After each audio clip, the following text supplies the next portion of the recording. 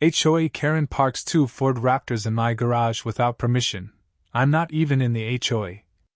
The day I found 2 matte black Ford Raptors idling in my garage like they owned the place was the same day I realized someone else thought they owned me. My name is David Tran. I'm 57 years old. I don't talk much, and I don't get involved with neighbors' drama. After 32 years as a civil engineer and 26 of those married to the most grounded, gracious woman to ever touch this earth, all I ever wanted was peace. That, and a little patch of grass to keep the tulips blooming the way she liked. I moved into Willow Ridge Reserve 6 months after a lease passed. It wasn't impulsive. I picked this lot specifically because it was outside the HOA line. The original developer had split the neighborhood into 2 phases back in 2013, Phase A under HOA oversight, Phase B freehold. I made sure to buy in Phase B. I even double-checked the plat map twice before signing. No board meetings, no newsletters, no dues, no power-hungry neighbor with a clipboard telling me what shade of beige my house should be. So when I pulled into my driveway last Tuesday evening, same route, same hour, same low hum of jazz on the radio, and saw my garage door hanging wide open, my first thought wasn't even anger. It was panic. Like something sacred had been touched. Violated. Then I saw them. 2 matte black Ford Raptors, freshly waxed, polished rims glinting under the fluorescent garage light I never leave on.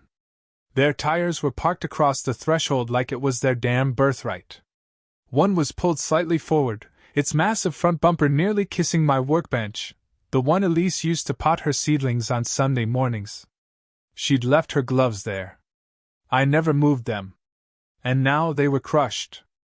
I didn't even process that right away. I just stood in the driveway, keys in hand, staring at the scene like it was some kind of hallucination. My lawn tools were shoved into the corner. Elise's kneeling stool had a boot print on it. A cheap metal parking sign leaned crookedly against the wall, zip-tied to one of my bike hooks. It read, "Temporary storage HOA permit #A12 authorized vehicles only."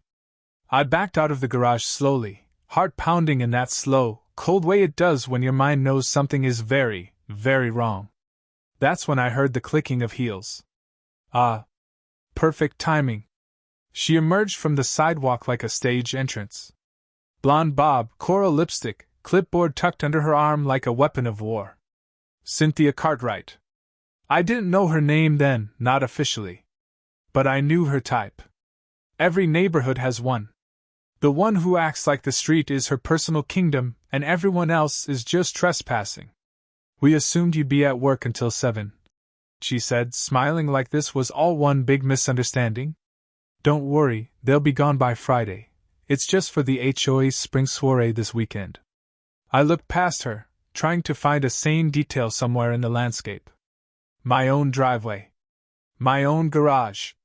My name on the deed. "Who are you?" I asked. "And why are there trucks in my garage?" "Oh," she said, laughing like I'd asked why the sky was blue. "Cynthia Cartwright. HOA president. You're Mr. Tran, right? We had your address on the list. Your parcel is adjacent, which makes you a contributing member under the updated zoning bylaws. It's all in the handbook. I'm not in the HOA," I said flatly. "This lot was exempted when I bought it." She clicked her tongue and gave a soft, pitying chuckle. That's such a common misconception with legacy lots. See, under the revised overlay, certain non-compliant parcels were provisionally included pending community integration. It's complicated, but we're streamlining it. The board approved temporary reassignment of unused private spaces. Unused? I stepped toward her, heart now hot. That's my garage. My property. Right. But technically, the association can designate conditional storage during high-volume events if the lot has excess capacity. Just until Monday morning, I promise. Her tone was that awful blend of sweet and smug. You can call the office if you're confused. She turned on her heel, motioned to a teenage boy in a hoodie climbing out of one of the Raptors, and slid into her Lexus. There was a decal on her back window in glittery gold cursive. HOA proud sponsor, 5 years strong. Her son, I assume it was her son, waved at me with one hand, the other holding a Slurpee. The Raptor's engines cut off a minute later. Silence fell. But it wasn't peaceful. I called the HOA office. That night. Got bounced from extension to extension until I hit a full voicemail inbox. The next morning, I found an email in my spam folder. Welcome to Willow Ridge HOA. We are thrilled to have you as a newly integrated member of the Willow Ridge Community Association. As part of our recent redistricting, your property now qualifies for HOA services and responsibilities. Signed, Cynthia Cartwright, President. My jaw clenched. This wasn't a misunderstanding. It was a setup. A hostile takeover by smiling neighbors and vague bylaws. That evening, a new paper was taped to my front door. Notice of dues payment. Please remit payment of $383.26 for Q2 dues, including shared event costs and community beautification initiatives. Payment required within 10 business days to avoid penalties. There was a smiley face sticker on it. Neighbors walked their dogs in slow, awkward arcs around my lawn. A few waved. None stopped. I saw Mrs. Blanchard across the street pull her blinds shut when I stepped out onto the porch. I'd become the villain. The problem. The man who didn't support the community. That night I didn't yell. I didn't call anyone. I didn't even post about it. I went into the garage, locked both doors, and turned the light off. Then I walked into the kitchen, pulled a step stool over to the pantry, and climbed up to the highest shelf. I reached into the back, past the canned beans and old extension cords, and pulled down a storage box I hadn't touched in years. Inside was a manila folder. Property Survey, Willow Ridge Reserve, Lot B14, recorded 2013. I opened it slowly, like flipping through a memory I wasn't ready for. There were Elise's notes in the margins. Her favorite highlighter. She'd insisted we do our due diligence, every line, every inch of soil. That was our land. Not Cynthia's. Not the HOA's. Ours. I set the folder on the table, opened my laptop, and pulled up the county assessor's site. You want to play games, Cynthia? I whispered. Good. Let's play mine. I didn't sleep that night. I was too busy mapping out a war Cynthia didn't know she'd started. By 2 a.m., I had the original plat map, my purchase agreement, the 2013 exemption rider, and a dozen bookmarked municipal records open on my screen. I hadn't studied property code this intensely since college, but the legal language came back to me like an old dialect. The survey confirmed what I already knew. Lot B14 was outside the jurisdiction of Willow Ridge Community Association. The lines were clear. They had no claim. None. But what chilled me wasn't what I saw, it was what I didn't. Nowhere in the county zoning overlay did it mention the updated HOA district Cynthia kept citing. No phase realignment. No boundary shift. If that kind of amendment had happened, there would be a public record. A vote. A legal filing. But there was nothing. Just her word and that shiny clipboard. I needed a second pair of eyes. Meeting Mr. Harlan West. The next morning, I stood outside number 42, 2 doors down. Harlan West's place. He was always out early, tending his bonsai trees on the side patio. Elise used to wave to him, said he had still water behind those eyes. Mr. Tran? He greeted me before I could knock. Saw the trucks. Figured you'd be by. I held up the manila folder. You used to work with the city, right? On zoning? Retired land assessor. He gestured to the patio chair. Sit. Let's look. We sat under the awning, birds chirping overhead like it was any normal day. I spread the survey and plat map across his table. He didn't speak for a long moment, just traced his finger along the lot line. She's been trying to annex this one for years. He finally muttered. Cynthia? He nodded. When I was on the original advisory board, back before the HOA even formalized, this parcel was left out on purpose.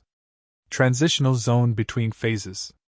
The original developer didn't want to fight over easement access. So what changed? She did. Got on the board in 2018. Started talking about unity and a consistent community aesthetic. She calls it voluntary compliance, but it's coercion. His voice dropped. She mailed a form to my wife after her stroke. Told her if we didn't sign it, we'd lose snow removal privileges. The street's public. That was a lie. I felt something tighten in my chest. How many others? Harlan leaned back, looking toward the end of the cul-de-sac. More than you think. Cynthia's good at making people feel like they agreed to things they never really signed. Uses social pressure. Guilt. Those mailers aren't official. They're designed to look that way. I could feel my anger sharpening, but not boiling. It was becoming useful. We spent the next hour walking through the parcel files. He showed me his own documents, including the original bylaw draft version 1.0. It had never been ratified. Yet Cynthia had been quoting it like scripture. She's running a paper kingdom, I said. He smiled faintly. And you just started a quiet revolution. Unearthing the pattern. Over the next week, I combed through past HOA newsletters, city filings, and archived neighborhood forums. It wasn't just me. There were dozens of quiet, passive takedowns. A young couple pressured into signing up, or else facing lawn violations. A veteran forced to repaint his home after an anonymous complaint. A widow whose garden was declared unlicensed landscaping. It wasn't just rules. It was power. And no one fought back. Until now. The forged easement. Then came the easement lie. A few days after the Raptors appeared, Cynthia's camp slipped a flyer into my mailbox titled Important Clarification, Emergency Vehicle Easement Activation. It claimed my garage had been temporarily reclassified under emergency event compliance, citing a provision that granted HOA right of access in case of overflow or logistical need. It even included a diagram, poorly photoshopped, showing Lot B14 highlighted in green. No seal. No citation. Nothing official. I took it straight to the county recorder's office. The clerk, a man in his 60s with bifocals and a no-nonsense attitude, pulled my file in under 5 minutes. No amendments. No overlays. That lot was and still is freehold. He added, if someone submitted forged zoning documents, that's a serious offense. Cynthia's escalation. As if on cue, the retaliation started. First, a reminder. Fine slid under my door. $75 for improper trash bin alignment. $125 for unapproved garage paint. Same color it's always been. The next day, I spotted a drone hovering over my backyard. I stood under it, arms folded, waiting. It zipped off. By Friday, I had 3 notices and a voicemail from someone calling themselves the HOA Compliance Coordinator. We just want to make sure you're aligned with community expectations, he said. I didn't answer. I was too busy sharpening mine. An unexpected ally. That weekend, a knock came at dusk. A young woman stood at my porch holding a Tupperware dish of cookies. Hi. I'm Amira. I live at the end, number 56. My kids, they used to play in the park. Her voice cracked slightly, but she smiled. You're the guy with the trucks in his garage, right? Used to be. I said. Come in. She didn't eat the cookies. Just sat on the edge of the couch and told me everything. They banned my kids. Said they were being disruptive. But there's no rule. Cynthia made it up during a board meeting and backdated it. They do that a lot. I took notes as she spoke. Names. Dates. Incidents. When she left, she squeezed my arm. I'm glad someone's finally pushing back. The legal strategy forms. I needed help, real help. Not neighbors. Not paper. Teeth. So I called Layla Chome, an old friend and real estate attorney I'd worked with on land development years ago. She met me on Sunday with her laptop already open. What do you want? She asked, skipping small talk. Leverage, I said. Good, she replied. Because I found something. She pulled up a folder titled WRCB Governance 2018 to 2023. Cynthia's presidency began in 2018, but no record of a vote exists. No board election minutes. No signatures. No ratified bylaws.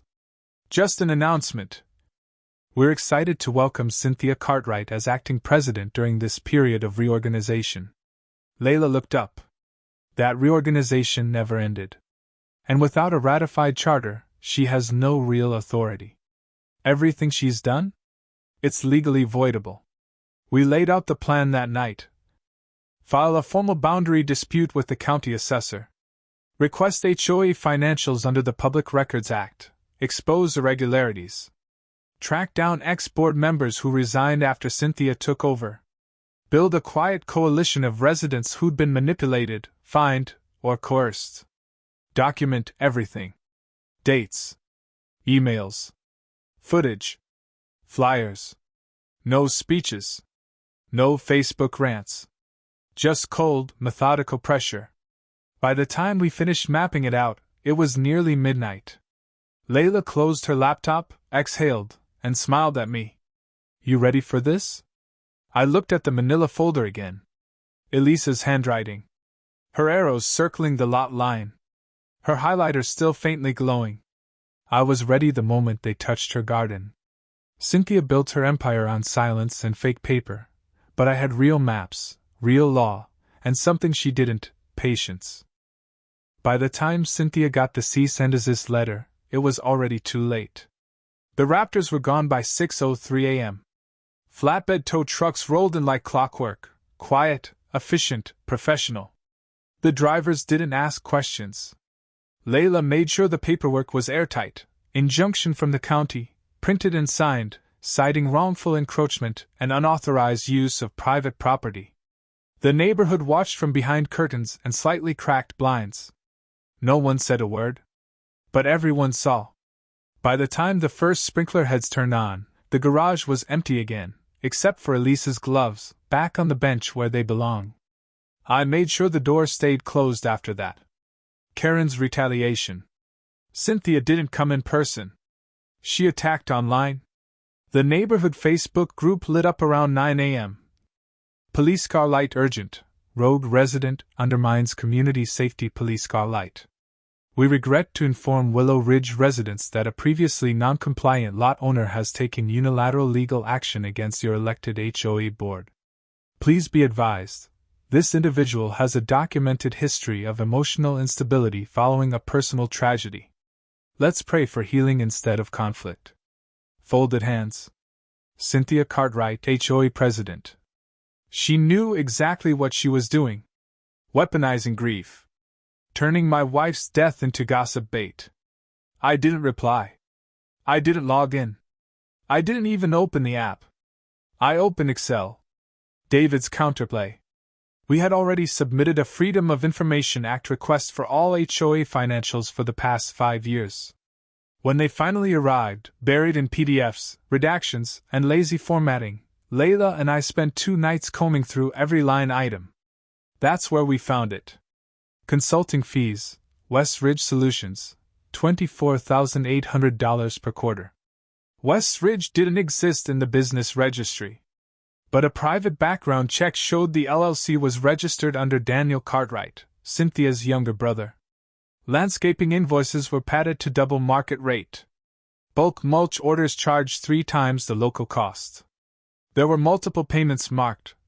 Community Wellness Consulting. A vague label with no attached services. We compiled everything into a single, clean report. Fraudulent disbursements and conflict of interest summary. Willow Ridge HOA.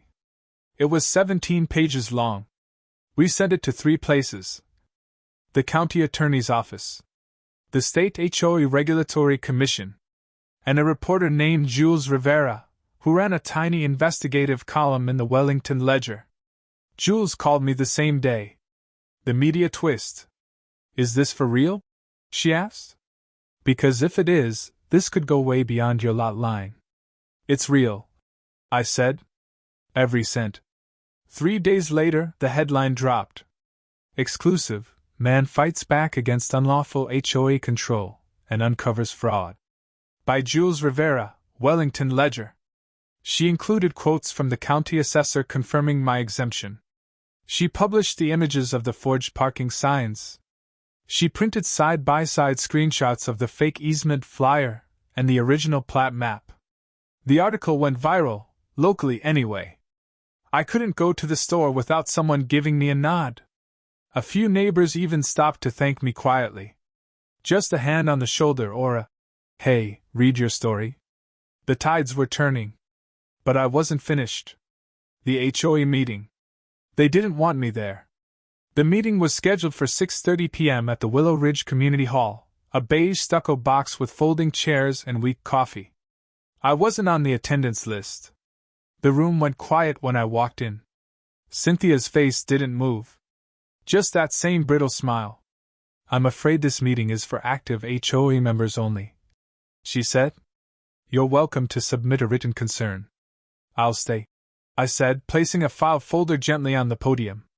She opened her mouth to protest, then saw the document on top. Notarized title deed, Lot B14, exempt. Then the next. Certified letter from county assessor, no HOA jurisdiction. And finally, summary of HOA election violations, including unratified bylaws and lack of legal quorum. The silence was different now. Not uncomfortable. Dangerous. One board member, a middle-aged man I didn't recognize, stood up slowly and walked out. Another cleared her throat and stared at the floor. Cynthia still hadn't spoken. She finally said, "This is slander. Manufactured documents.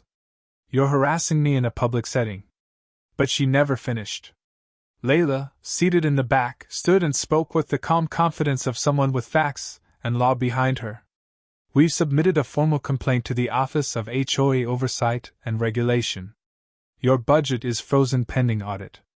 Also, we've confirmed with the state that your position as president has no legal standing." She handed copies to the remaining board members. One of them whispered, "Oh my God!" Hidden corruption exposed. It unraveled fast after that. The financials were confirmed by a third-party audit. The kickbacks. The fake consulting.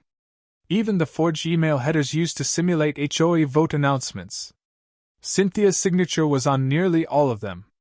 She tried to hold a special emergency vote via email to reassert her authority. Only 3 people responded. 2 of them voted no. Emotional power beat. 2 days later, a small envelope appeared in my mailbox. No return address. Inside was a crayon drawing of a playground, 2 stick kids playing on a swing set. A heart in the sky. The note on the back just said, "Thanks, Mr. Tran. We can go back now. Eli, Amira's son." The same afternoon, I found a folded sheet of yellow notebook paper tucked into the seam of my front door. The handwriting was shaky. I didn't think anyone could beat her. "You reminded me that rules can't beat truth. Martha, number 38-inch. I didn't respond. I just folded both and placed them in Elise's box. Some fights don't need cheering. They just need to be won. The powers shift. The county called for a special election to install an interim board and rewrite the bylaws from scratch. Cynthia resigned the day before the vote. No apology. No announcement. Just a for sale sign in front of her house the next morning. Harlan West, quiet, steady, precise, was voted interim president by a unanimous margin. The new board immediately passed a resolution reaffirming parcel exemptions and independent titles. My garage was mine again. Legally. Permanently. As for me? I didn't run for anything. Didn't join the board. I just showed up, voted, and left. That's all I ever wanted. I didn't want control. I just wanted the peace they tried to steal. And now I had it back, without firing a single shot. The silence on our street was different now. Not fearful, just free. It was subtle at first. The clipboard patrols stopped. The passive-aggressive flyers disappeared from screen doors. People started walking their dogs past my house without pretending they didn't see me. Even the wind sounded different, like it was finally brushing through a neighborhood, not an arena. Cynthia's empire didn't crumble in one day. It collapsed in pieces. The HOA board lost 3 members in a week. One admitted to falsifying meeting minutes under pressure. Another quietly deleted their Facebook account and mailed an apology note to every house on the east side of the block. By the end of the month, the Willow Ridge Community Association was no longer a functioning body. It was a half-burned file cabinet of fines, agendas, and shredded credibility. The budget was frozen pending outside audit. The county stepped in to supervise all financial activity, and every homeowner received a letter inviting them to submit formal grievances for restitution. I submitted nothing for myself, but I made sure others did. Legal consequences. Amira received a full refund of her HOA dues, 3 years' worth, plus an apology letter from the new board. Others got their fines reversed. Some even received reimbursements for forced repainting, lawn violations, and bogus consulting charges. It was cathartic to watch. Justice didn't arrive with sirens. It came through certified mail and quiet relief. As for Cynthia, her silence was louder than all her memos put together. She never posted again. Her Lexus sat on the street for weeks unmoved. One morning it vanished. Tow truck, maybe. No one asked? No one cared. A few days later, for sale sign appeared on her lawn, along with a hastily planted bed of fake flowers and a new coat of paint that didn't quite match the shutters. Rumors spread she'd moved to a condo 2 counties over, near her sister. Someone said the HOA group chat she used to run had been deleted entirely. Just like that, she was gone. I waited until spring to open the garage again. Not because I had to, but because I wanted to. That's how I knew the war was really over. The first thing I did was take down every fake sign, every leftover sticker, every reminder of that mess. I swept out the dust, realigned the shelves, and moved Elisa's workbench back to the center. I rebuilt it, same wood, same stain, just reinforced. I added a small lamp above it, the kind she always meant to install but never got around to. Her gloves stayed exactly where they'd always been. But now they looked like they belonged, not like they were in mourning. I fixed up the tulip beds too. Elise used to say tulips are humble. They don't beg for attention like roses. They just rise quietly, bloom in order, then rest. That spring, they came in brighter than ever. I found myself whistling while I watered them. I hadn't whistled in 2 years. Harlan came by in mid-April with a handwritten invite. Block barbecue. No agendas. Just people. Saturday. Bring something sweet. I made lemon bars, Elisa's old recipe, the one with extra zest and powdered sugar that always went flying everywhere. Took me 3 tries to get them right. Burned the first batch. Ate the second. Shared the third. The barbecue was the first time in months I saw Amira laugh. Her kids were playing on the grass with a soccer ball. Mr. Bell from number 30 was manning the grill, apron and all.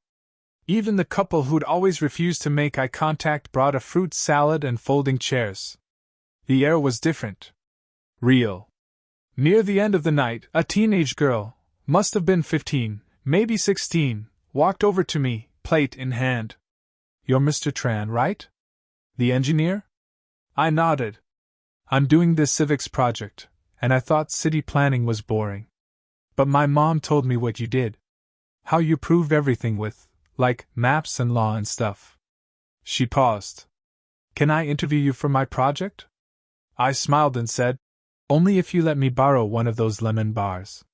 Mine are already gone. A week later, I stood in my garage again, alone. No raptors. No signs. No claims. Just space. I looked around, not to check for damage or dust, but to feel it. The air. The light. The silence. Not empty, whole. This place had been Elisa's for so long that I forgot it could still be mine. Not instead of her. Not in place of her. But because of her. She taught me to protect what matters. Even the quiet things. Especially the quiet things. I took a deep breath, stepped out onto the driveway, and looked at the neighborhood. It wasn't perfect. It didn't need to be. It just needed to be honest. That's what we'd won. Sometimes justice doesn't come from revenge, it comes from rebuilding what was broken. And in the end, all I needed was my garage back, and the truth to echo louder than any engine. And